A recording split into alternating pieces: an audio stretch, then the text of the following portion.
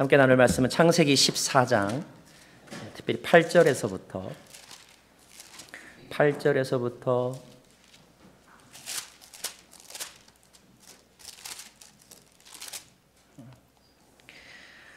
16절까지의 말씀을 저와 여러분 서로 교독하도록 하겠습니다. 제가 먼저 읽겠습니다. 그때 소돔 왕, 고모라 왕, 아드마 왕, 스보임 왕, 벨라 왕, 곧 소알 왕이 출전해 시딤 골짜기에서 전투를 벌였는데 9절 그 다섯 왕은 엘람 왕, 그돌라오멜, 고임 왕, 디달, 시날 왕, 아므라벨, 엘라살 왕, 아리옥 이 네 왕과 맞서 싸웠습니다. 시딤 골짜기는 온통 역청 구덩이로 가득해서 소돔 왕과 고모라 왕이 도망칠 때 그 속에 빠졌고 그 가운데 나머지는 산간지대로 도망쳤습니다. 네 왕이 소돔과 고모라의 모든 물건들과 양식들을 다 빼앗아 갔고 또한 그들은 소돔에 살고 있는 아브라함의 조카 롯도 사로잡고 그의 재산까지 약탈해 갔습니다. 거기에서 도망쳐 나온 한 사람이 히브리 사람 아브라함에게 가서 이 사실을 알렸습니다. 그때 아브라함은 아모리 사람 마므레의 큰 나무 숲 근처에서 살고 있었는데 마므레는 에스골과 아넬의 형제로서 이들 모두는 아브라함과 동맹을 맺고 있었습니다. 아브라함은 자기 조카가 포로로 잡혀갔다는 소식을 듣자 자기 집에서 나아 훈련받은 사람 318명을 거느리고 단까지 쫓아갔습니다. 한밤중에 아브라함은 그의 종들을 나누어 그들을 공격해 쳐부쉈습니다. 다메섹 북쪽에 있는 호바까지 그들을 추격해 함께요 모든 물건들을 되찾고 그의 조카 롯과 롯의 소유뿐 아니라 부녀자들과 다른 사람들까지 모두 찾아왔습니다. 아멘. 앉으시면서 이는 하나님의 말씀입니다.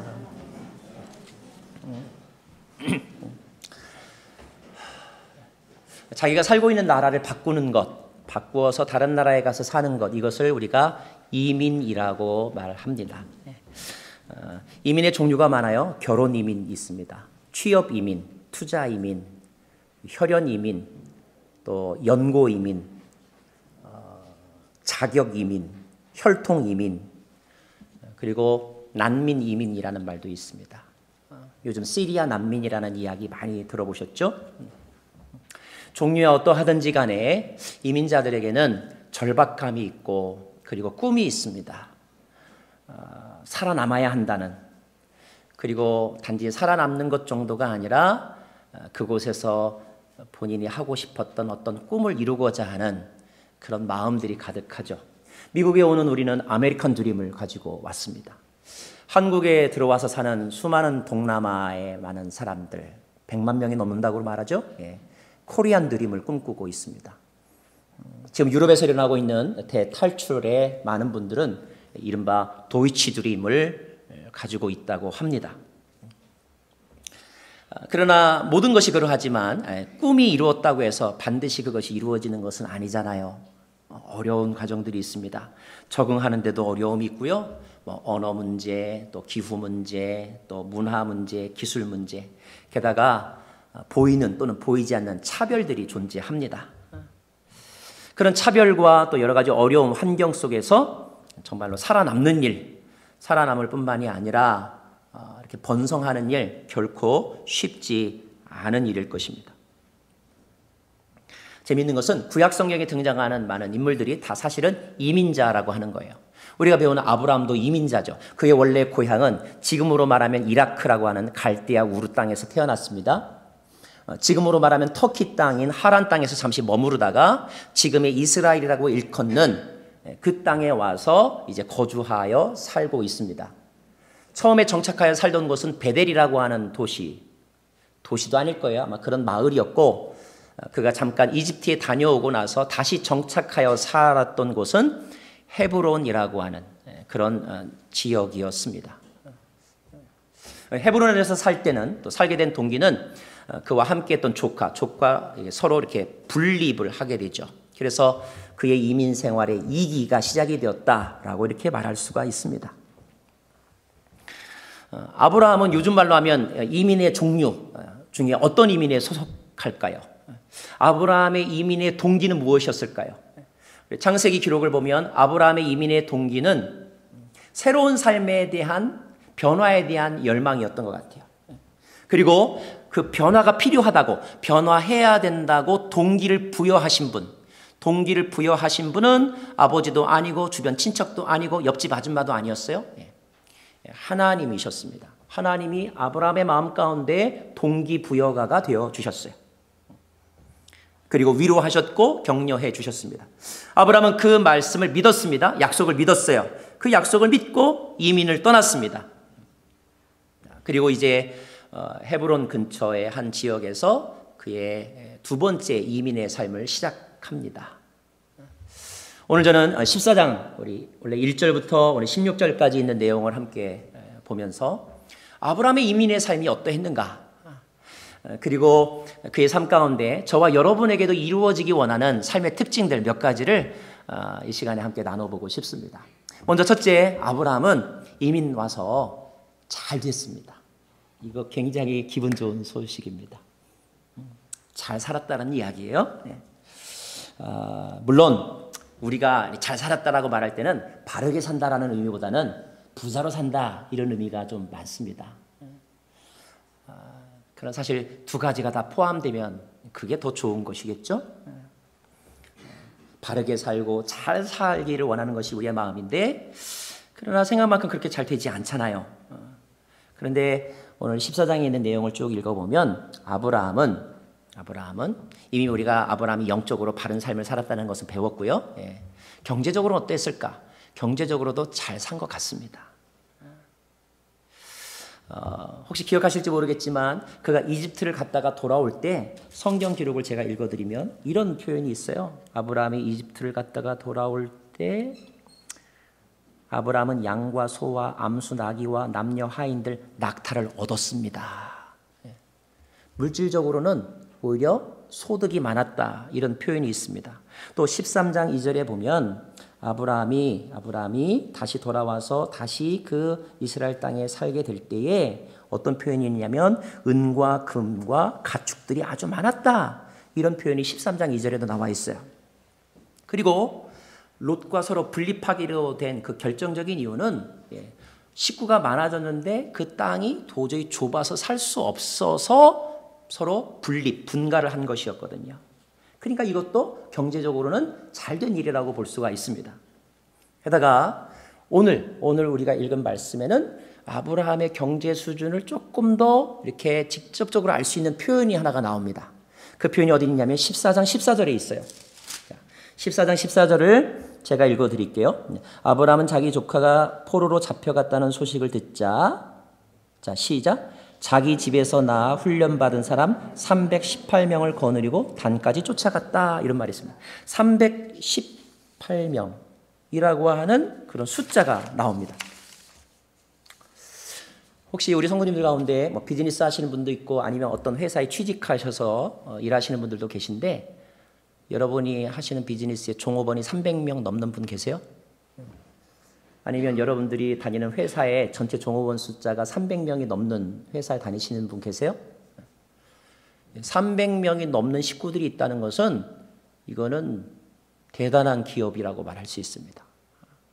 중소기업 이상이라고 볼 수도 있는 거예요.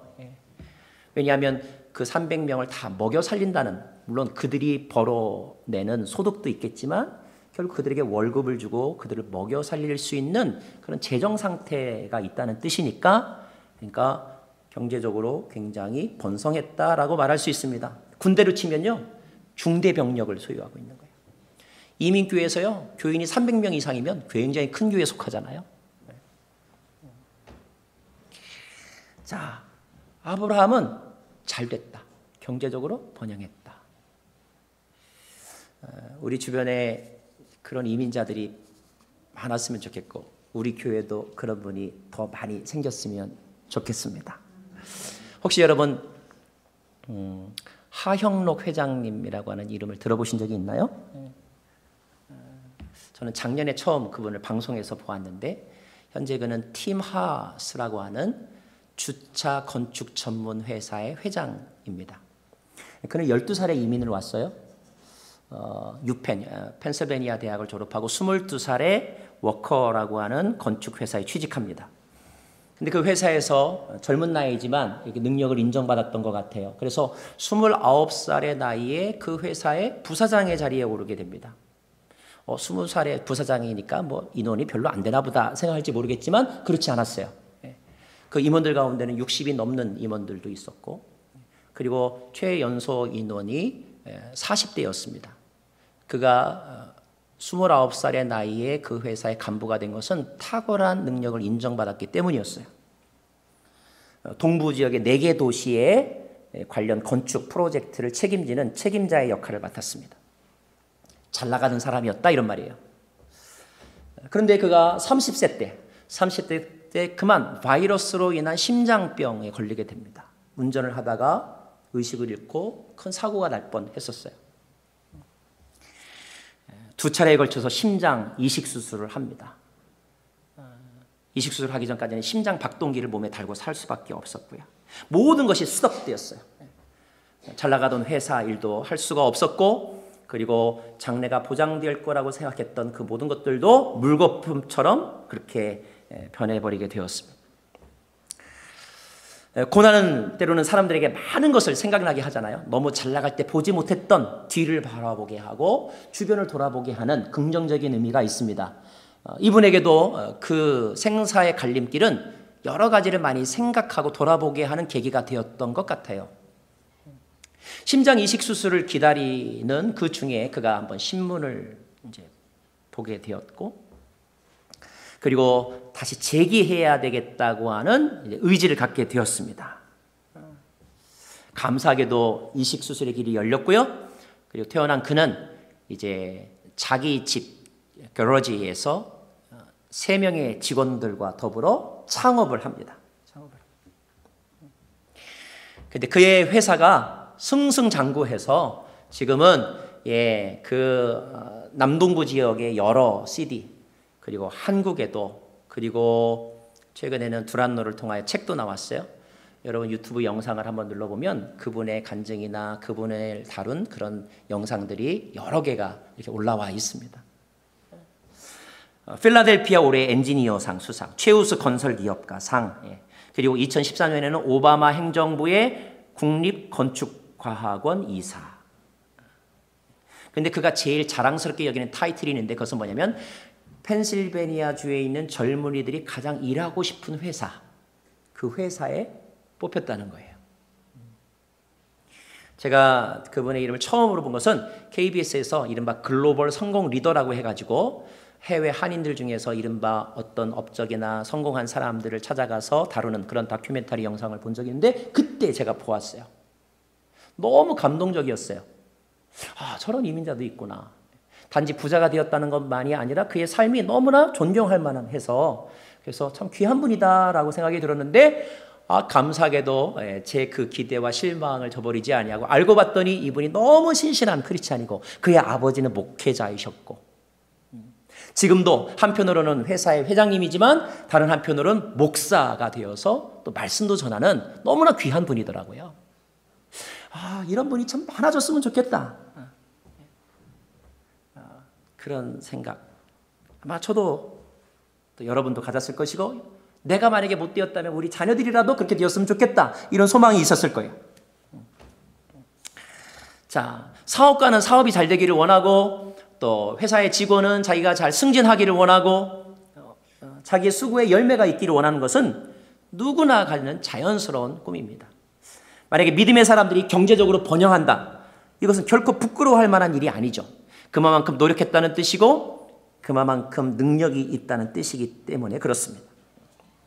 근데 이런 이야기를 우리가 이렇게 드라마를 보거나 아니면은 영상을 보면 굉장히 신도 나고 쉬워 보여요. 그래 막상 하려면 어렵거든요. 정말 어렵습니다. 그리고 깨닫게 되죠. 내 능력이 부족한가? 능력이 부족할 수도 있습니다. 내 노력이 부족한가? 맞아요. 내가 나태한 것일 수도 있어요. 그런데 어떤 때는 능력과 노력만으로도 안 된다는 생각이 들 때가 있어요. 동양 고전 중에 여러분 이런 말 들어보셨어요? 운칠기삼이다, 이런 말이 있습니다. 운칠기삼, 한자 성어인데 운이 70%고 기가 30%라는 뜻이에요. 여기서 기라고 하는 것은 기술, 재능, 노력, 이런 말입니다. 어떤 사람이 성공을 하려면 옛날 사람들도 그렇게 말했다는 거예요. 운이 7할이 있어야 되고 30%가 본인의 노력의 몫이다. 세상 사람들도 그걸 알더라고요. 자, 근데 이 운이라고 하는 것, 행운이라고 하는 것을 우리가 성경적으로 표현한다면 그게 뭐겠어요? 그게 은혜이죠. 그게 은혜입니다.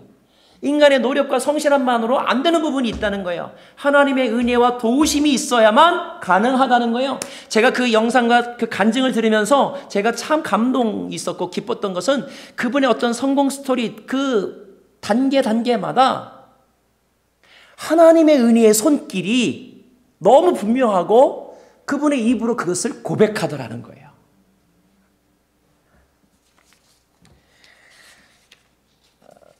아브라함은 어땠을까요? 아브라함.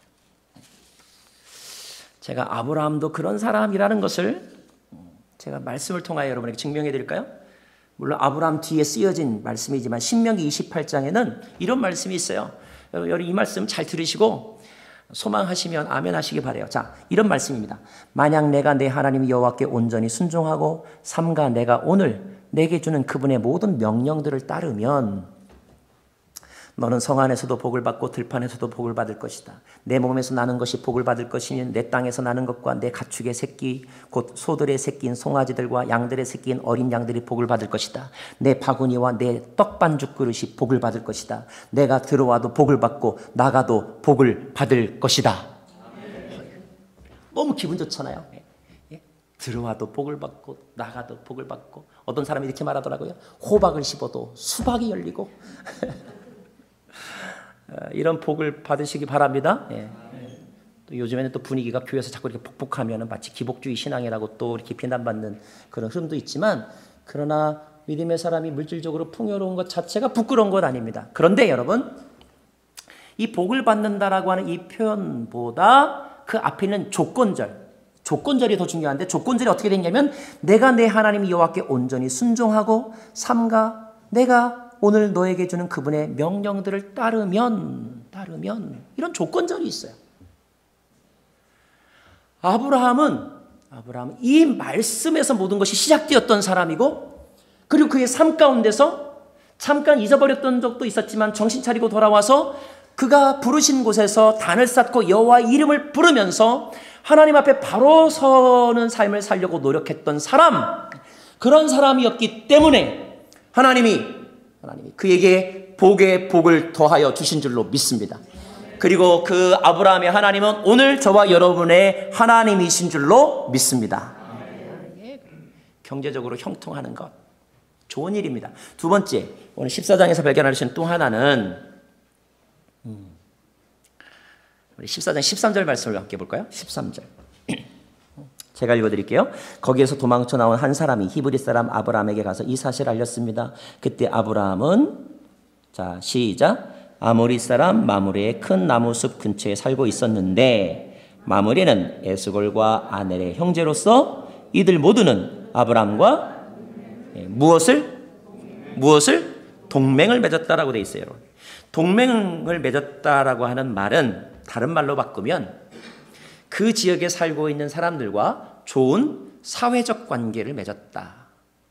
이른바 NQ, IQ가 Intellectual Quotient라고 한다면 NQ는 Network Quotient라고 말할 수 있어요. 관계 지수가 좋았다 이런 말입니다. 어쩌면 우리의 인생은 관계가 전부다라고 해도 과언이 아니에요. 하나님과의 관계가 좋아야 형통합니다. 그죠? 부부간의 관계가 좋아야 행복합니다. 직장 상사와의 관계가 좋아야 직장 생활이 편안합니다. 똑같이 입장하는데 이 사람에게는 돈 받아요? 근데 이 사람에게는 안 받아요. 왜 안 받나? 이 사람은 내 아들이니까. 이 특별 관계가 있으면 돈을 안 받는 것입니다. 관계가 특별하면 빚도 탕감해줘요. 관계가 얼마나 중요합니까? 그러니까 관계를 맺는다는 것, 관계를 잘한다는 것은 매우 중요한 인생의 어떤 행복의 비밀이라고 말할 수 있어요. 자, 어떻게 하면 관계를 잘 맺을 수 있을까요? 여러 교훈들이 성경에 있죠. 그런데 세상 사람들도 인정하고 또 성경에도 나와 있는 관계의 아주 좋은 프린시플이 있습니다. 여러분 성경에 많은 구절 가운데서 이른바 황금률이라고 불리워지는 말씀이 있어요.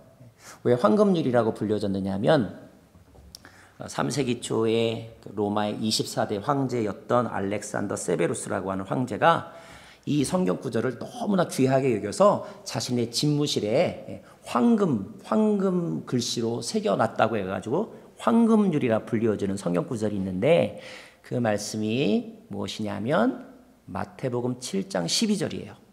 마태복음 7장 12절 말씀.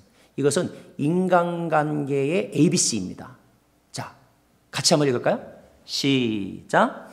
그러므로 모든 일에 내가 대접받고 싶은 만큼 남을 대접하여라. 이것이 바로 율법과 예언서가 말하는 것이다. 대접받고 싶으냐? 대접하여라. 받고 싶으냐? 주어라. give and take 해라. 이것이 상호적으로 이루어지게 될 때 그 관계가 대등하게 되고 친밀하게 되고 신뢰관계가 형성이 되는 것이다. 받기만 해보세요. 주기만 하는 사람도요, 어떤 때는 몇 번 하다가 자기도 지쳐요. 그런데 내가 주었을 때 하다못해 감사하다는 인사말이라도 받아보세요. 그러면 그게 계속되는 거거든요. 누가 그러더라고요. 인생을 잘 살려면 세 가지를 잘해야 되는데 인사 잘하고 감사 잘하고 봉사 잘하면 된다. 인사, 감사, 봉사. 외우기 쉽죠, 여러분? 그래요. 서로 주고 받는 것입니다. 일방적인 것은 없어요. 심지어 부모 자녀 간에도요, 사실은 주고 받는 거예요. 부모는 경제적인 서포트와 사랑을 주는 거고요. 아이들은 재롱을 떨어서 부모에게 기쁨을 줄 때 그 관계가 유지되는 거예요. 세상에 공짜가 없습니다. 주고 받는 거예요. 근데 아브라함이 그 낯선 이민자로 그 땅에 가서 오늘 동맹의 관계를 맺었다라고 하는 것은 그 땅의 어떤 사람들과 그 지방이 아마 유지쯤 되겠죠. 서로 상호적인 대등한 신뢰 관계를 형성했다, 이런 뜻입니다. 기독교인들이 갖고 있는 약점, 특별히 이민자로 살아가는 한인 분들이 갖는 약점 가운데 하나가 뭐냐면, 친한 사람 만나는 사람 꼽아보라고 했더니 전부 다 교인들이에요. 교회 다니는 사람 이외의 사람을 아는 사람이 없어요. 그러면 그분이 너무 신앙이 좋아가지고 교인들하고만 어울리나? 꼭 그렇지가 않더라고요. 여러분, 믿는 사람들끼리만 모인다고 해서 꼭 신앙이 좋다고 말할 수 없습니다. 오히려 배타적이야, 폐쇄적이야, 이렇게까지도 평가를 받잖아요. 한인들이 미국에 살면서 타민족들과 좋은 관계를 잘 맺느냐? 그렇지 않다라고 하는 이야기가 더 많습니다. 학교에 가면 학부모 모임에 참석하지 않아요. 자원봉사 모임에도 나가지 않아요. 물론 언어 문제도 있고 그만큼 내가 바쁘기 때문에 못 나가는 것도 있지만, 그러나 인식이, 사고방식의 차이 때문에 아예 그런 일을 하려고도 하지 않는 그런 경향이 있다는 거예요. 벌써 한참 지난 이야기지만 1992년에 LA에서 이른바 흑인 폭동 사건이 일어났잖아요. 4월 29일부터 5월 4일까지. 이 소유로 인하여서 55명이 사망하고 수많은 재산 피해가 나고, 그리고 많은 사람들이 이제 체포되어 교도소로 끌려가기도 했습니다. 미국 주방위군이 출동했고요. 연방 군대가 출동하기까지도 했던 아주 심각한 사태였잖아요. 근데 그때 한인타운의 피해도 컸습니다. 2,300여 개나 넘는 한인 점포들이 문을 닫았어요. 폐허가 됐습니다. 그리고 한인 가게 업주들도 5명이나 죽음을 당하기도 했어요. 원래 그 사건의 발단은 로드니 킹이라고 하는 사람, 이 흑인 어떤 죄수를 다루는 과정에서 또 그 재판 결과가 너무 인종차별적이다라고 하는 것 때문에 흑인들이 흥분해서 이제 폭동이 시작이 되었는데, 그 폭동이 단지 백인들에게만 또는 정부에게만 향하지 않고 한인들에게로 불똥이 튀었던 것입니다. 자, 그래서 그 사건 때문에 많은 분석들과 연구들이 있었잖아요. 왜 흑인들이 한인들 가게를 침략하고 그리고 그렇게 비극적인 일들이 일어났는가? 흑인들이 한인을 좋아하지 않는 거예요. 한인들과 흑인들 사이에 엄청난 벽이 있었던 것입니다. 대부분의 흑인들의 눈에는 한국 사람들이 어떻게 보이느냐? 돈 버는 데만 관심 있는 사람들, 똑같이 미국 땅에 와 있는 어쩌면 소수자임에도 불구하고 흑인들을 차별하는 사람들.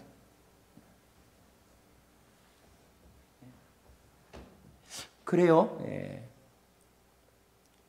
똑같이 이민자로 왔는데 한국 분들 가운데 멕시칸들 아주 이렇게 룩다운 무시하는 분들 더러 있고요. 흑인들 하면 벌써 백인을 대하는 태도하고 180도 다른 그런 멘탈리티가 우리 안에 있다는 거예요. 다행히 그 사건 이후에 의식적으로, 정책적으로 흑인 사회와 교류해야 된다라고 하는 운동들, 그리고 한국 분들도 많이 이렇게 생각이 많이 개선이 돼서 요즘에는 미국에 살면서 미국의 어떤 사회 속으로 들어가려고 하는 그런 노력들이 있어서 얼마나 다행스러운 일인지 모르겠습니다. 자, 아브라함을 보십시오. 아브라함은 그 사회에 이제 말하자면 굴러 들어온 돌이죠. 그죠? 타 지역에서 들어온 사람입니다. 아브라함은 겸손하게 그 땅에서 정착했던 것 같아요. 그 땅에 사는 사람들과 좋은 관계를 맺으려고 아마 노력했을 것입니다. 그래서 오늘 동맹의 관계라고 하는 데까지 발전하게 된 것이었어요.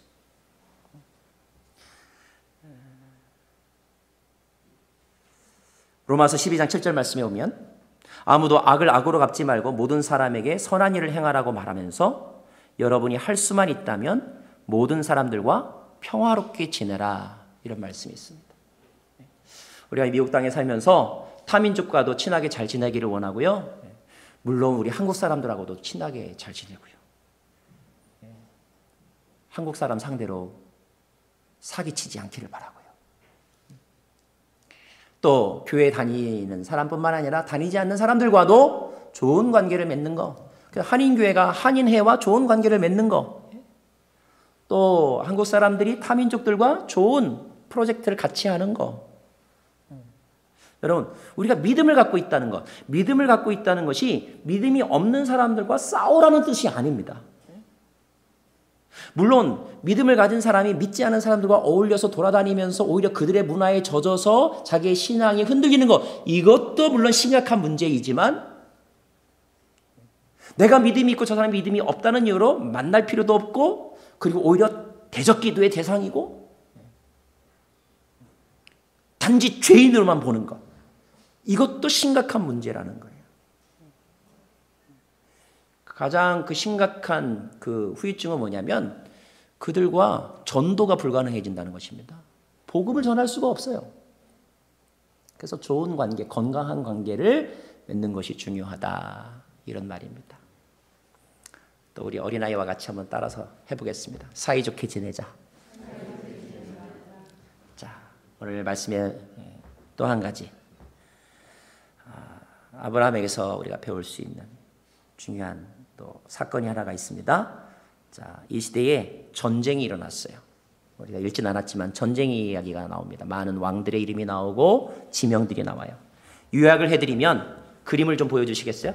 크게 4개의 연합군과 5개의 연합군이 서로 싸우는 것입니다. 자, 이 4개의 연합군은 엘람, 시날, 엘라살, 고임이라고 하는 나라이고요. 5개의 연합군은 소돔, 고모라, 아드마, 스보임, 벨라라고 하는 나라들인데, 원래 이 5개의 이 나라들이 이 엘람이라는 나라를 원래 그동안 섬겼어요. 조공을 드리고 잘 봐주십시오라고 섬겼어요. 그러다가 이것이 이제 어그러졌습니다. 독립을 아마 추구했겠죠. 어그러졌어요. 그래서 전쟁을 하게 되었습니다. 그래서 두 세력이 크게 부딪히게 되었는데, 이거를 좀 지도로 보면 우리가 조금 더 이 내용을 파악하기가 쉬워요. 여러분, 지도를 보시면 저 지금의 이스라엘 땅에 있는 이렇게 다닥다닥 붙어있는 이 5개의 나라, 왕들이 있습니다. 말이 나라이지 사실은 이게 부족국가이기 때문에 조그만 도시국가예요. 도시국가, 아주 자그마한 고을의 사람들이고, 거기에 최고 지도자 왕들의 이름 5명. 거기에 비해서 이쪽에 동쪽에 가장 큰 세력은 엘람 왕 그돌라오멜이라고 하는 나라가 나오는데, 이 엘람이라고 하는 곳은 지금의 이란 땅입니다. 이란 땅. 그리고 저기에 있는 게 파란 글씨로 된 이 세력들이 엘람, 시날, 엘라살, 고임이 함께 연합을 이루어서 지금의 이스라엘 땅을 쳐들어왔다, 이런 말이에요.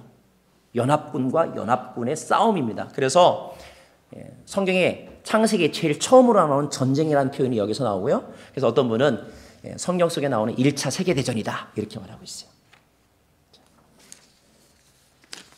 누가 이겼을까요?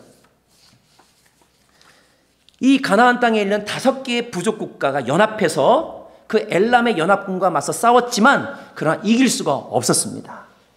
이른바 동방국가, 동쪽에서 온 세력들의 일방적인 승리였어요. 그래서 오늘 성경 말씀에 보면 특별히 소돔이라고 하는 도시와 고모라라고 하는 도시가 완전히 초토화가 되었습니다. 사람도 포로로 끌려가고 재물도 끌려가고 다 빼앗기고, 그리고 그 도시는 완전히 초토화가 되었다. 시절이 좋아서 요즘에는 전쟁을 해도요, 민간인은 죽이면 안 된다. 그리고 병원은 죽이면, 폭격하면 안 된다. 이렇게 되었지요. 고대 전쟁은요, 이런 거 없습니다. 그냥 쳐들어가면 완전히 승리자의 것이에요. 제일 연약한 여자들이 제일 먼저 피해를 입었고요. 그 죽이는 방법도 뭐 껍질을 벗겨 죽이고 사지를 찢어 죽이고 뭐 몸에 달아 죽이고 창에 찔려 죽이고 비참한 것입니다. 비참한 것. 자, 소돔과 고모라가 완전히 초토화가 되었어요. 그런데 그 중에 일부의 사람들은 포로로 끌려갔는데 오늘 말씀에 보면 그렇게 끌려간 사람 중에 누가 있었냐면 롯도 있었다. 롯도 복관이란 말이 여기서 나오잖아요. 롯도 있었습니다. 사람이 여유가 있어야 웃을 수 있는 거예요. 여러분 저 여유를 찾으시길 바라요. 롯도 있었어요. 롯도. 아브라함이 그 소식을 들었습니다. 아브라함의 마음이 어땠을까요? 아브라함이 무엇을 선택했을까요? 오늘 말씀 보면 아브라함은 조카 롯의 불행에 대해서 그냥 바라보고만 있지 않았습니다. 그래서 그는 자기의 사람들 총동원령을 내렸는데 그게 바로 318명이었다는 거예요. 이 318명의 특공대를 조직을 해가지고 그 엘람 연합군을 쳐들어가 롯을 구해오는 라이언 1병 구하기, 롯 구하기 작전을 펼칩니다. 자, 이 싸움은 승산이 있었을까요? 물론 318명이라고 하는 숫자, 적지 않은 숫자입니다. 하지만 5개의 도시 국가들이 연합해서도 싸워서 졌어요. 엘람 연합군의 군사력이 훨씬 더 강했다는 뜻입니다. 그러므로 아브라함이 롯을 구하기 위하여 특공대를 파견했다고 하는 것은 목숨 걸고 뛰어들었다라고 하는 것을 우리가 알 수가 있는 거예요. 자, 왜 그렇게 했을까? 그렇게 해야 될 필요가 있었을까? 객관적으로는 불리하고 너무나 위험한 전쟁인데 아브라함은 이 전쟁을 시작합니다. 저는 2가지 요소가 있었다고 생각해요. 하나는 믿음이에요. 하나는 열정입니다. 어떤 믿음일까요? 이거겠죠. 하면 될 거야. 승리할 거야. 이런 믿음이 없이 링 위에 오르는 권투 선수는 없습니다. 자, 그러면 이 믿음은 어디서 나왔을까요? 318명의 자기의 사병들을 보고 믿음이 생겼을까요? 그럴 수도 있었겠지만 객관적으로 불리하다는 것은 아브라함도 알았을 거예요.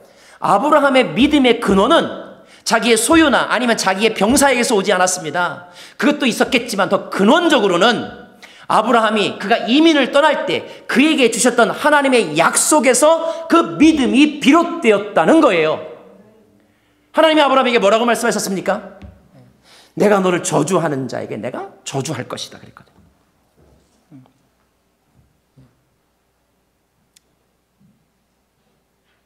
아브라함은 그 약속 때문에 인생의 변화를 선택했던 사람이고 그가 이집트 가서 경험했던 것은 뭐였어요? 하나님이 지켜주시는 것이구나라는 것을 체험적으로 알았던 사람이에요. 그래서 들은 믿음과 경험한 믿음이 오늘 아브라함에게 작용한 것입니다. 그래, 하나님이 날 지켜주실 거야. 지켜주실 거야. 2번째, 믿음만 있다고 되진 않아요. 열정이 있어야 되죠. 열정. 의지가 있어야 한다는 것입니다. 자, 그 열정은 어디서 왔을까요? 열정은 사랑에서 오는 거예요. 사랑. 롯은 자기의 조카죠. 저 갈대아 우르에서부터 함께 떠났던 자기의 식솔입니다. 그렇기 때문에 가족 애가 있었을 거예요. 그리고 도와주어야 한다는 책임감도 있었을 것입니다. 그 사랑과 책임감에서 열정이 나왔던 것이죠. 여러분 그거 아세요? 하나님은 우리 안에 있는 믿음과 우리 안에 있는 사랑을 기뻐하신다는 거. 그래서 그런 것에 의하여 움직이는 사람을 도와주신다는 거. 제가 그 하영로 회장님의 간증 이렇게 영상으로 보면서 참 감동받았던 거 있었는데 그건 뭐냐면 그가 심장병에 걸려서 모든 것을 스톱해야 했었을 때에 이렇게 신문을 보다가 이런 기사를 봤대요. 아마 그 지역에 있는 Soup and Kitchen, 포틀랜드로 치면 아마 레스큐 미션과 같은 단체였던 것 같아요. 근데 그 단체가 돈이 없어서 그 사역을 그만두게 될 위기에 처했다는 기사를 본 적이 있었다고 합니다. 근데 그 기사를 보면서 이분이 이렇게 생각을 했대요. 이런 좋은 단체가 돈이 없어서 활동을 못하는 건 참 안타까운 일이다. 만약에 내가 재기해서 돈을 번다면, 내가 재기해서 사업에 다시 성공한다면 내가 이런 단체를 돕겠습니다.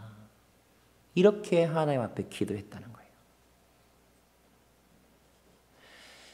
그는 다시 창업을 거러지 도어에서 시작을 했는데 창업의 동기가 달랐던 것입니다. 창업의 동기가 뭐였냐면 가난한 사람을 돕기 위해서 내가 회사를 시작하는 것이다. 실제로 이제 그 회사가 번성해서 아주 유명한, 동남부 지역의 유명한 건축회사로 자리매김했는데 지금도 그 회사의 비전 스테이트먼트, 회사의 사원이 뭐냐면 우리는 가난한 사람을 돕기 위해 존재한다. 이것이 회사의 비전 스테이트먼트예요. 저는 그 회사가 회사인지 교회인지 헷갈렸어요.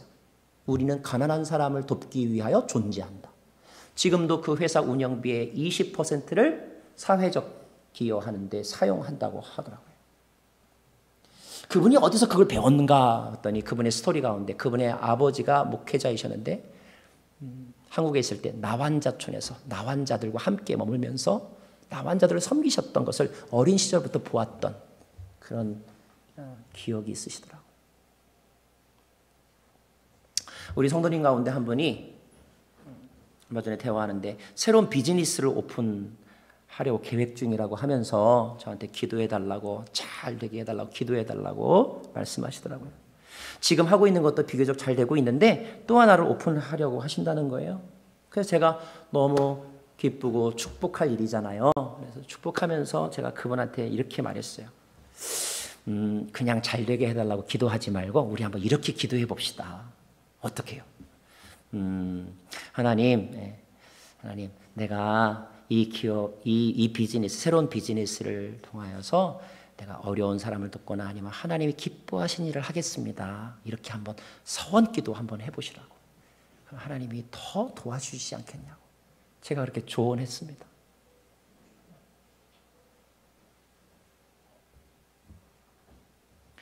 아브라함은 너의 이름이 큰 민족이 되게 하겠다.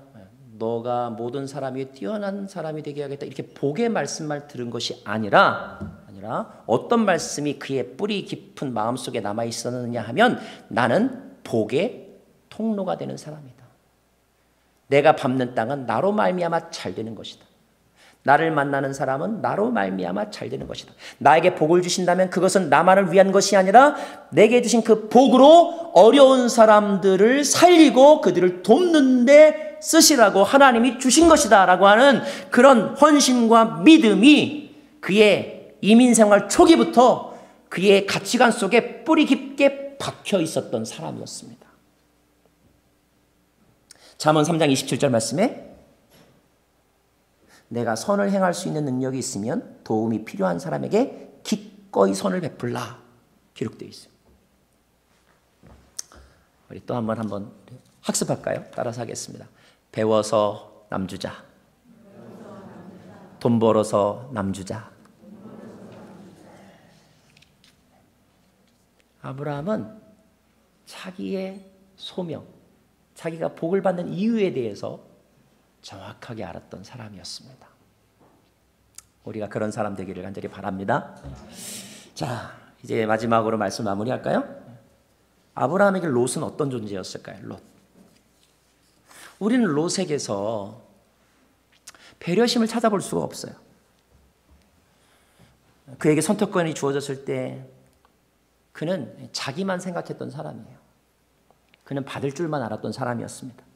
그리고 선택의 기준도 매우 세속적이었어요. 영적인 면을 고려하는 흔적이 보이지 않아요. 그에게서 가장 중요한 것은 물질적인 풍요와 안정이었습니다. 그래서 결국 소돔 땅을 선택했는데 그러나 결과적으로 보면 그 소돔 땅은 죄가 가득했던 땅이었고요. 결국 이 소돔 땅은요, 동방연합군의 침공으로 말미암아 초토화가 된 땅이었고요. 결국 그는 포로로 끌려가는 신세에 처하게 되었어요. 결과적으로 보면 롯은 결코 현명한 선택을 한 게 아니었어요. 그는 실패의 자리에 떨어졌던 사람이었습니다. 저는 우리의 삶이 마치 롯과 너무 비슷하다라는 생각을 하게 됩니다. 아브라함 쪽에 가깝다고 생각하세요? 롯에 가깝다고 생각하세요? 우리는 참 이기적입니다. 제가 목사로서 제가 깜빡깜빡 놀랄 때가 있어요. 내가 참 받는 데 익숙해져 있구나. 제가 굉장히 받는 데 익숙해져 있다는 사실을 알게 되었어요. 우리는 굉장히 세속적입니다. 게다가 약해요. 미련하기까지 해요. 미련한 것도 문제인데 레이지, 게을러요. 나태합니다. 그래서 우리는 늘 사고의 자리에 늘 있어요. 그런데 오늘 하나님이 아브라함을 통하여 롯을 구하셨어요. 목숨 걸고 구하셨어요.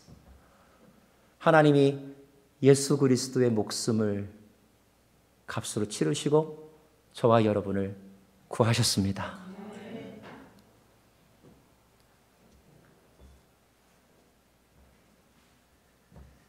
참 감사하죠. 아마 롯은 양심 있는 사람이면 좀 이렇게 부끄러웠을 것 같아요. 아브라함에게 미안한 마음이 있었을 것 같아요. 오늘의 말씀의 결론은 이것입니다. 롯의 삶에서 아브라함의 삶으로 바뀌자. 롯과 같은 우리의 인생이 아브라함의 인생으로 바뀌어지기를 축원합니다. 함께 찬양하겠습니다.